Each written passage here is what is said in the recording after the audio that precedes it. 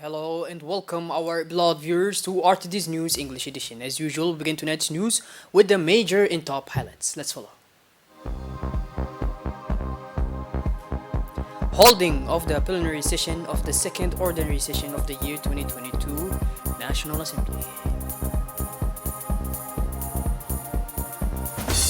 The number of cases increases and concern grows in Uganda.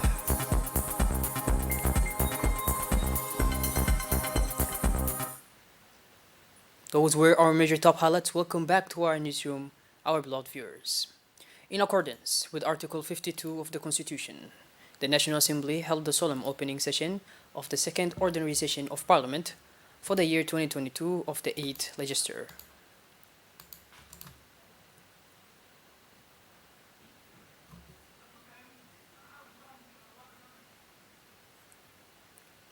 The President of the National Assembly, His Excellency Mr. Mohammed Ali Hamad, presided this Sunday, October 2, the solemn opening session of the second ordinary session of Parliament, in the presence of the Prime Minister Abdul Qadir Kamil Mohammed, ministers and all parliamentarians.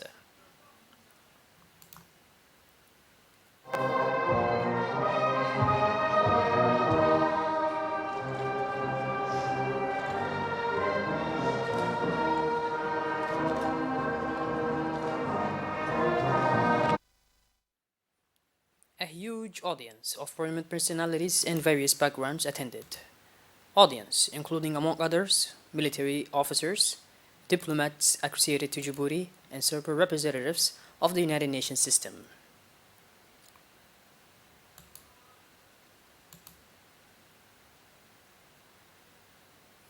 As well as the authorities and the elected local and several members of civil society.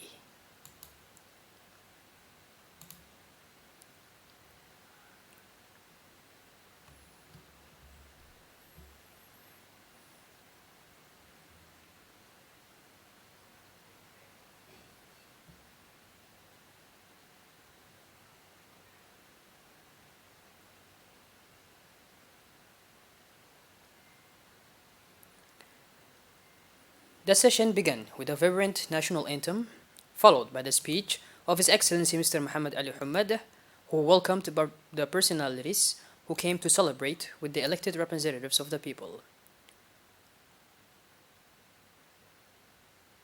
This solemn day of the last session of the 8th Legislature.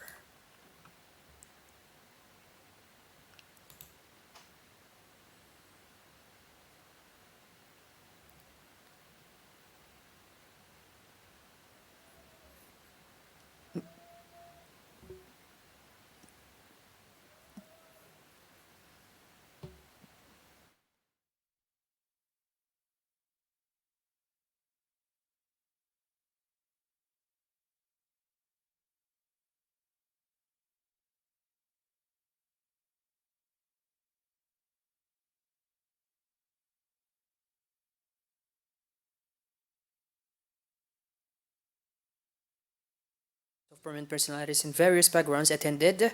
Audience including, among others, military officers, diplomats associated to Djibouti, and several representatives of the United Nations system, as well as the authorities and the elected local and several members of civil society were all present.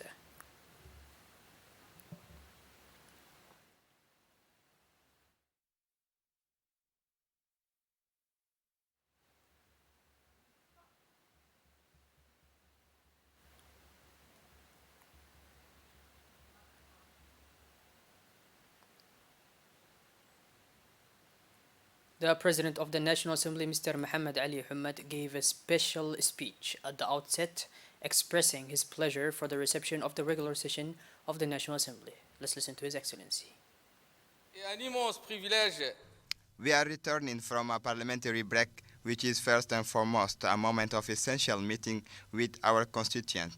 As usual, each elected official goes to the arena and meets with his and her constituents to listen and discuss their aspirations in order to work in their best interests. We have lived this ritual together for 5 years, so long and so short at the same time, to go to the front every day, defending with ardor and dedication the values of the Republic and the aspirations of our people. Dear colleagues, in the coming days, we are about to start with the collaboration of the Inter-Parliamentary Union and the financing of the European Union, a reinforcement program on equality between men and women in politics in Djibouti. In the coming weeks, we will organize a seminar on the objectives of sustainable development for the Parliament of Sub-Saharan Africa, which is, we must emphasize, a first of its kind in the archives of the offices of the Djiboutian legislator.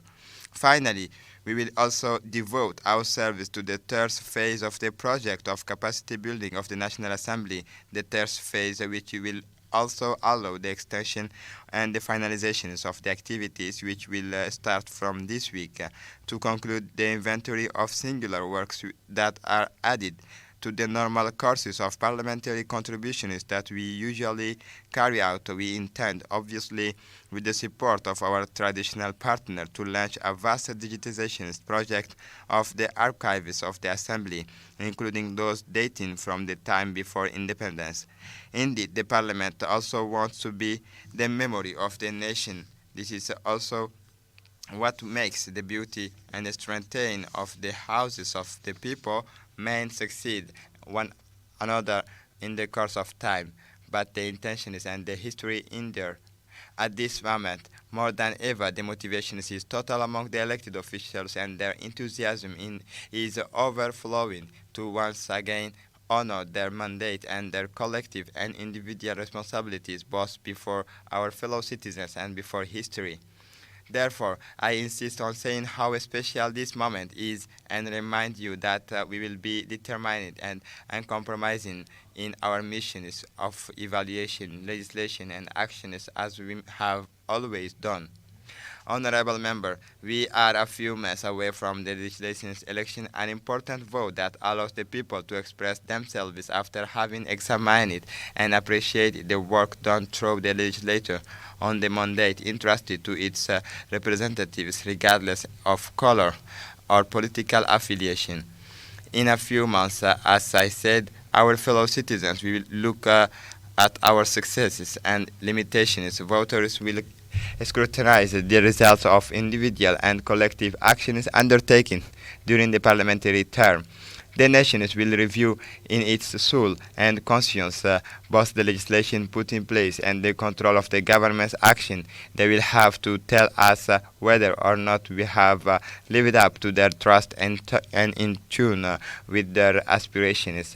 Thus, the legislative elections of February 2023 will be a moment of trust without concessions, because history does not forgive, and even less the great Djiboutian people who have a sacred bond with its parliamentary institution. The parliament remains the very foundations of democracy and pluralism.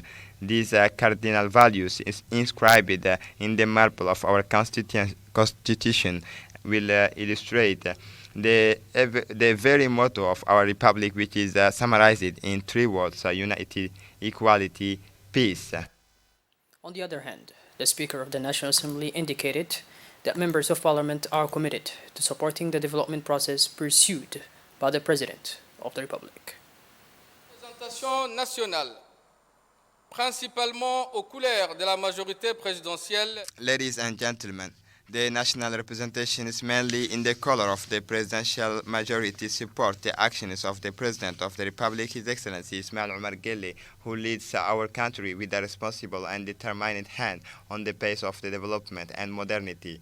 The people of Djibouti have been able to follow and accompany this movement towards social progress, which follows from economic development.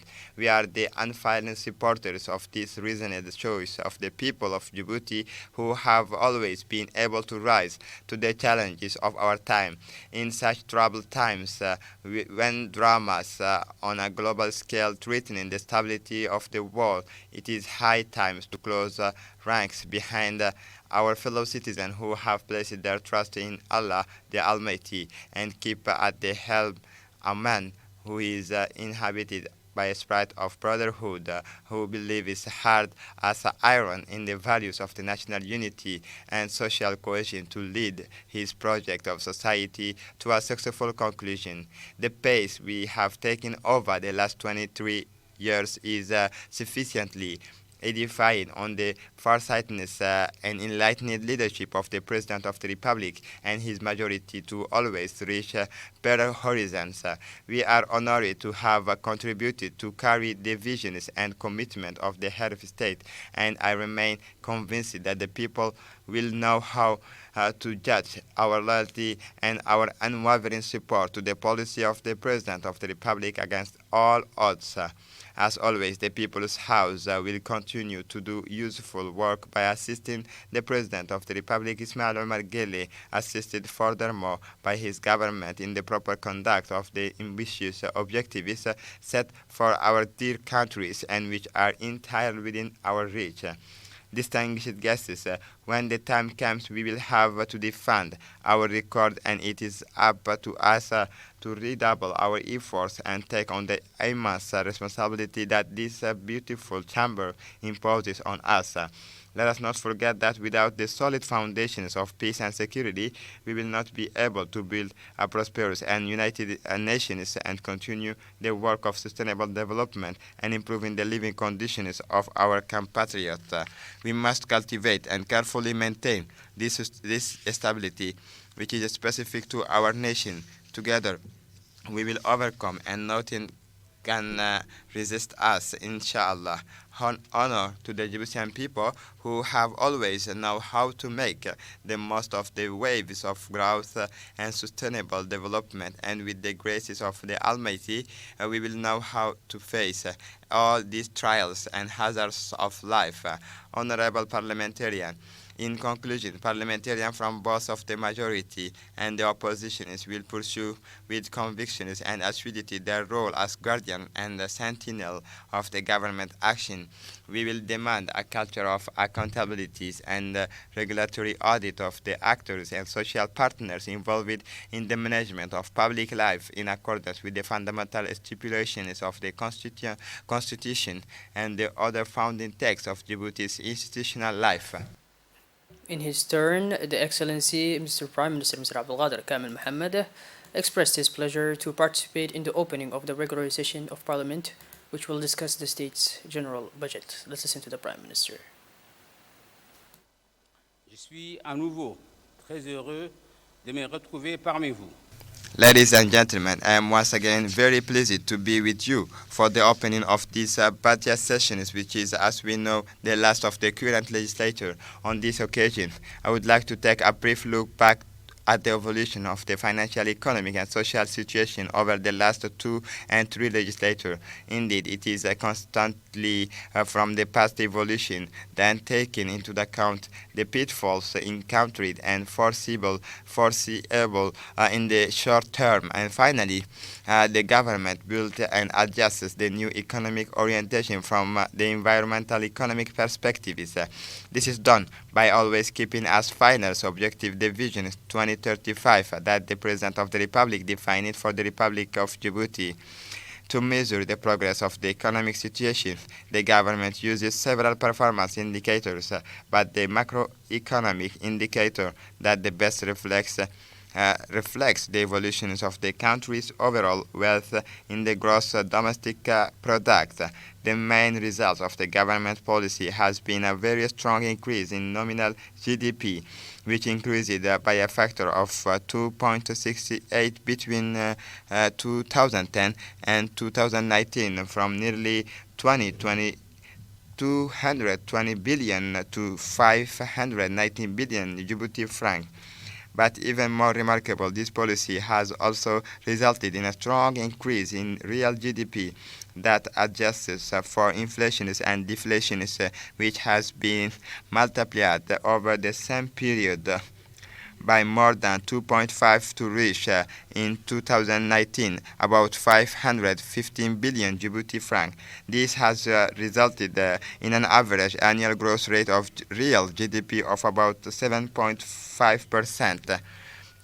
This real GDP growth was significantly higher than the population increase during the same period, which has just over 20%. As a result, the average wealth per capita has increased significantly each year. Thus, in the classification of the lists of middle-income countries, the government's actions, which has consisted of a policy of a strong economic growth and control of inflation, has enabled Djibouti to rise above the average of its international rankings.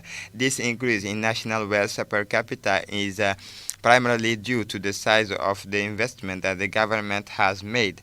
Indeed, over this same period, the level of annual investment has been high, averaging about 13% of real GDP, but it is not only the level of investment that is essential for growth, but also the choice of investment, which is also very important. So it is thanks to the use of two factors that the government has been able to achieve inclusive, efficient growth for all over a longer period.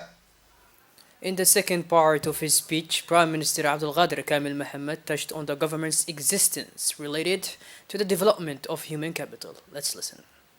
Mesdames et messieurs, le quatrième grand secteur, mais celui Ladies and gentlemen, the fourth major sector, but not directly productive to those I mentioned earlier, and which the government has decided to make significant investment during this period to 2010-2019, and that of human resources. These investments have been made both on external financing at the level of 108 billion Djibouti franc, as well as on domestic financing through the budget and private resources. The human capital is the real national wealth. For the government, it is the final priority objective. Everything is done for the well-being and development of Djibouti and Djiboutian. Therefore, health, education, training have always been a priority department. In the file of health, in the capacity of the hospital facilities has increased between 2014 and 2020. The priority of the Ministry of Health have been child and maternal health. The corresponding indicators have steadily improved. In addition, a permanent effort has been made on all human resources of the department during this period.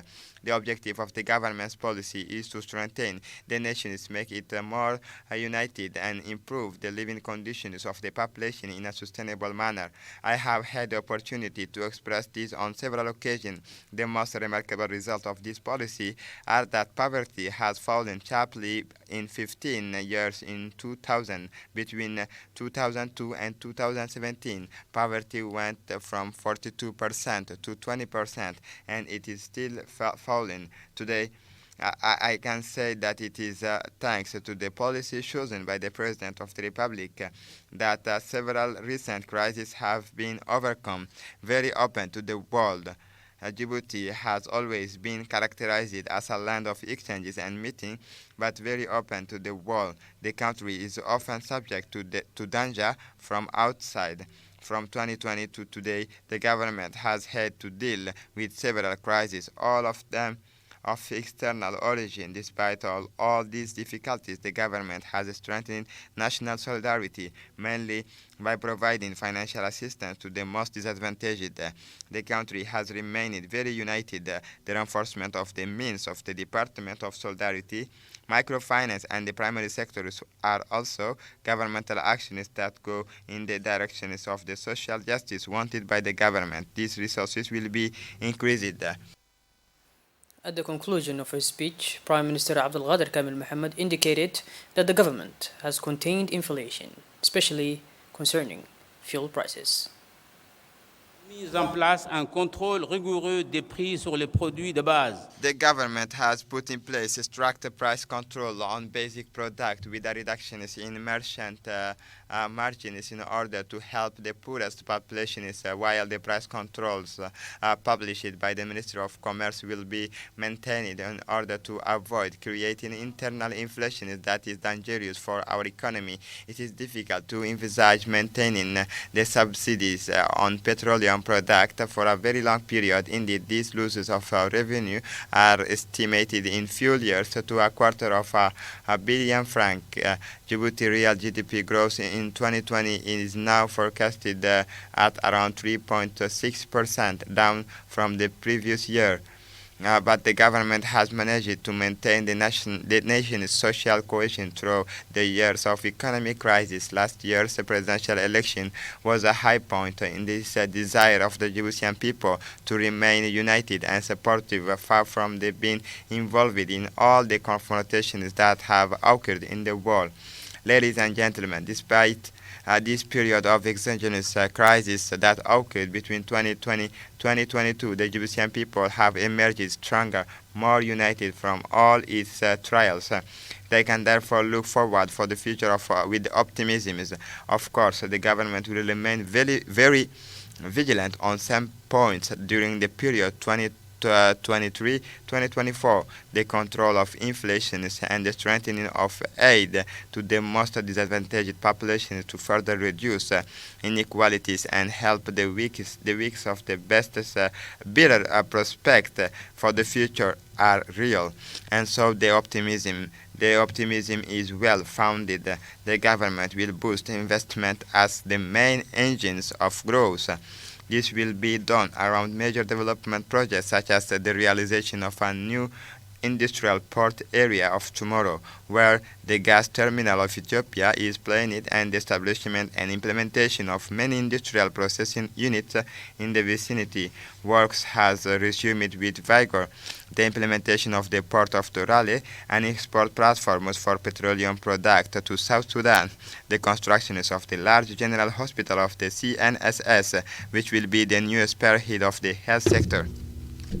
The construction of thousands of social housing units by the government, and the numerous housing programs for the private sector for the different strata of the population. The construction of an expressway on the national highway, one through a public-private partnership, the doubling of electricity supply from Ethiopia, the construction of new thermal power plant, and the implementation of renewable energy production program, the construction of an urban, financial, cultural, and administrative center on the former free zone and port, the modernization of management and increased investment in the telecommunications, including the partial privatizations of GIP Telecom and the involvement of the sovereign fund, the start of the second phase of the seawater desalination plant, the continuation of the sanitation work in the city of Djibouti, finally the strong development of information and communication technology, and the expansion of connectivity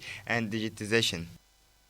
The Ministry of Health, Dr. Ahmed Roble, moved yesterday to the city of Tajura to give the first blow of demolition of the CMH of Tajura, where the construction of the future regional hospital will start. Accompanied by a large delegation, the Ministry of Health, Dr. Ahmed Roble, was received by the Prefect Hassan Dabale, the President of the Regional Council Umar Hussein, and several high personalities of the region of Tajura. Accompanied by the Minister Delegated to the Decentralization, Mr. Qasim Harun Ali, the Secretary General of the Primacy, Mr. Nagib Abdullah Muhammad Kamil, the parliamentarians of the region of Tajura, including the Deputy Umma Muhammad Hamid, the several senior officials of the Ministry of Health. The Minister Dr. Ahmed Roble was welcomed upon his arrival by the Prefect of the region of Tajura, Hassan Dabale, the President of the Regional Council, Umar Hussein Umar, notables and Ukals, as well as by the medical and paramedical corps of the region. Afterwards, the same delegation went to CMH, the Medical Hospital Center of Tajura, which will soon be replaced by the future Regional Hospital of Tajura. This medical structure of high standing and third level will undoubtedly meet the health needs of the populations of the northern regions of the country, namely Tajura and Obokha.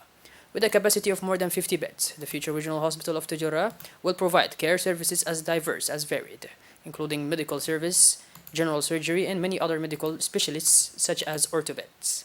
This future regional hospital of Tajura will also have a complete and efficient technical platform as well as the laboratory for analysis. Thus, the kickoff of the demolition will ratify the crucial phase of construction of a hospital of about 50 beds, thanks to the fruitful and beneficial cooperation between China and Djibouti. The end of the works of this regional hospital is expected in 2 years. The President of the Regional Council of Tajura, Mr. Umar Hussein Umar, said that this day was important in more ways than one for the people of the North. We have been waiting for it, and today it finally has stressed. Speaking about the future Regional Hospital of Tajura, the President went on to thank the government, headed by the President of the Republic, who initiated this project, the Ministry of Health and the Chinese Corporation, the project owner.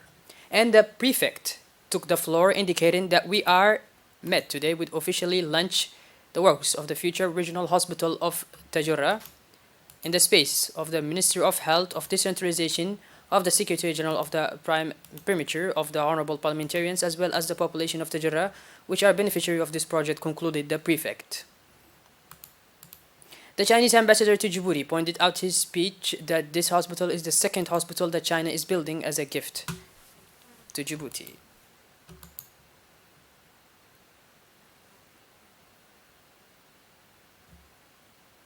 For his part, the Secretary General of the Premature, Mr. Naguib Abdullah, recalled in his speech that this ceremony followed the laying of the first stone by the head of state of this regional hospital on March 29.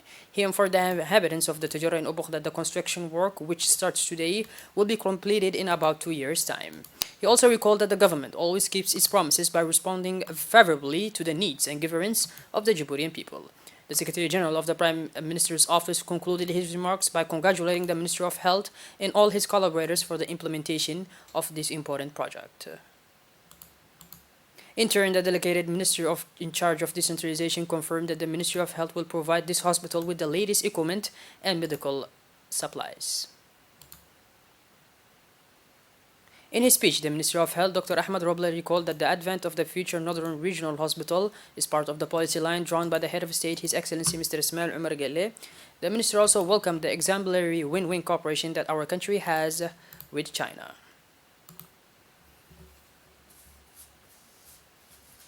The Regional Council of Ali Sabih hosted a workshop for the development of detailed urban development plans for the city of Ali Sabih as in the capital and the interior regions.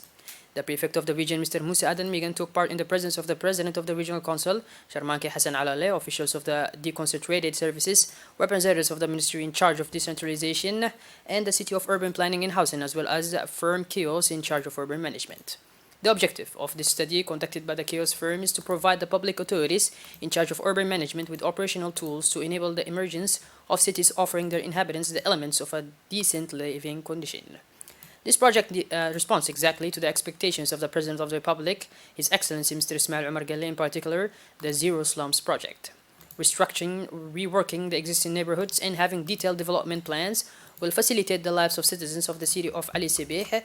The firm has exposed the first phase of studies.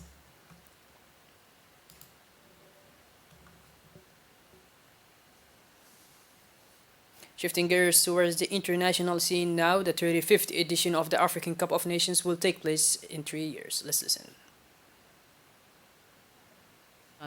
Queen of Right hosted the 2025 Africa Cup of Nations known as Afghan. President of the CAF, Patrice Motsepe, traveled to Conakry on Friday for decision with the interim President Colonel Mamadi Doumbouya, but said the decision dated back to July. Motsepe said they will ask the CAF for fresh bids because Guinea will not ready to host the event in 2025. In March, Colonel Doumbouya appointed a new organizing committee outside the previous team, one of whose members publicly expressed doubt about the feasibility of the project.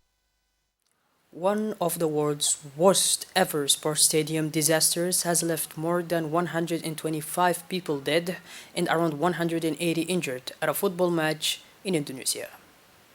Worst ever sports stadium disaster has left 125 people died and around 118 injured at football match in Indonesia. Police used tear gas in response to a pitch invasion by routine events, causing a crash among picnic spectators. Officials and organizers are facing scrutiny over the tragedy of one of the world's deadliest sports stadium disaster, including question over the use of tear gas inside the event, which is contrary to FIFA guidance. The incident occurred after a match in which Javanese club Arema were defeated by their rivals Persibaya.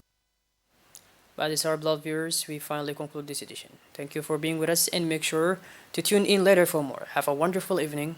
Take care. Thank you.